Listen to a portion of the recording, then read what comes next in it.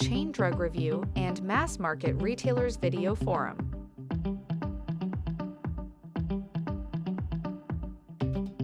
Brought to you by the Emerson Group.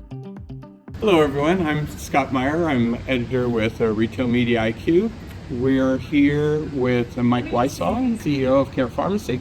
And we're at as it happens, we're at the Future of Commerce event in Nashville. And it seems like a good jumping off place to talk about the future of healthcare, the pharmacy. I appreciate you having me. So what do you see as where pharmacy needs to go, where healthcare needs to go in the coming years? So I had a chance to spend some time last week at the Future of Commerce event, which was lovely, being hosted by Kroger and Hy-Vee. I had a chance to spend some time down at H-E-B earlier in the week at the Tournament of Champions, and then finish the week with my friends from the Emerson Group, who are here sponsoring the Future of Commerce event. And there were a couple of themes that I saw repeated over those events.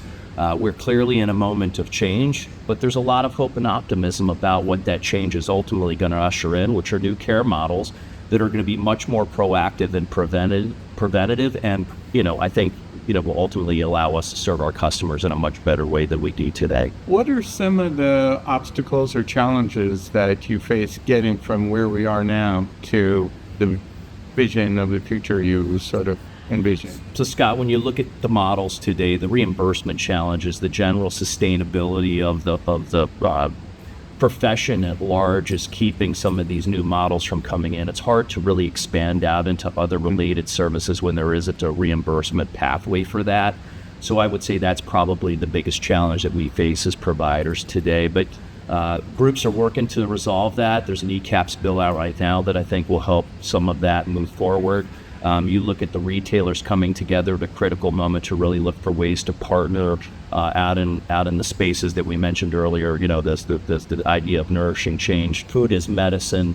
Some of these more holistic pathways to helping the customers, I think, is ultimately where these models end up. Speaking of nourishing change, I mean, obviously there's a role for supermarkets and food retailers.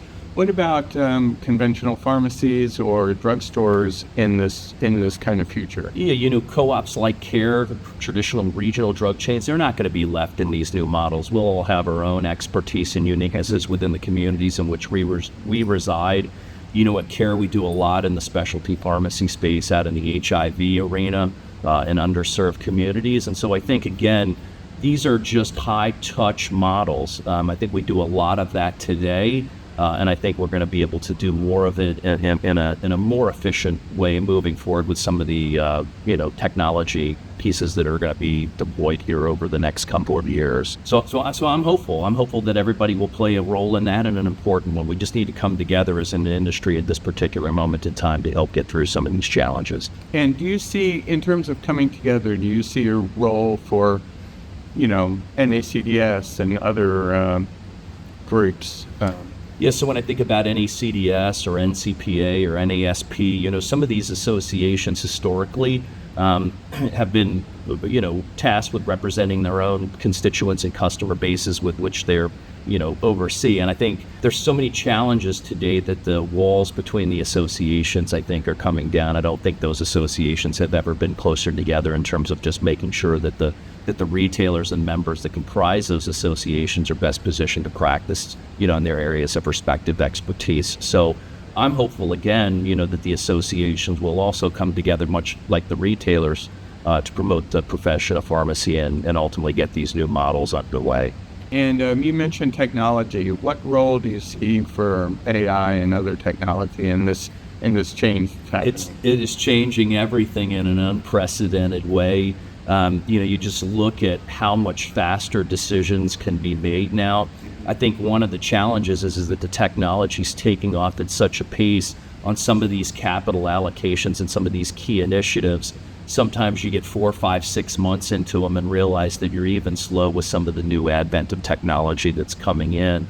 It's also forcing us to really look at the questions that we ask and not so much what's coming out of it. So it's that whole conundrum that the technology is actually taking off faster than our ability to get through some of the key decision-making processes that we have on how we're going to continue to serve our customers. So I would say that's the biggest challenge right now, is that it's moving so fast. How do you keep your arms around it? And how do you keep the the person, the pharmacist, the other caregivers at the center of the process. So that is another challenge, right? So when you look at some of the underpinning trends of pharmacy, schools, technicians, all the things that you're challenged with in terms of the allocation of how your, key providers are going to spend their time. I don't want it less in front of the patient. I want it more, which means this technology is really going to have to allow them to spend that time. If you can do that, then I think these new models will be benefited because they'll be able to spend that key time triaging some of these issues in a way that they wouldn't be able to if they're tied up, doing a lot of these operationally based tasks. It takes some of the busy work out and let them spend more time directly with the patient. That is the art of the science in this. How do you operationalize it, knowing that dispensing is still a critical component of the business, but really free up your high-touch care providers to go out and spend the time in a proactive way with the patient. So I think that's the nuance in all of this. Is there anything we haven't talked about that you think is kind of important when you look forward to where you want to go and how the industry needs to get there? So again, I always say, when you are looking at these advances in technology and how fast things are changing, I think sometimes you forget that people still have to plug a lot of this stuff in. It's still a very relationship-based business between providers and patients and consumers. And so I think we have to remember that at the end of this, the people are all really the most important component of that.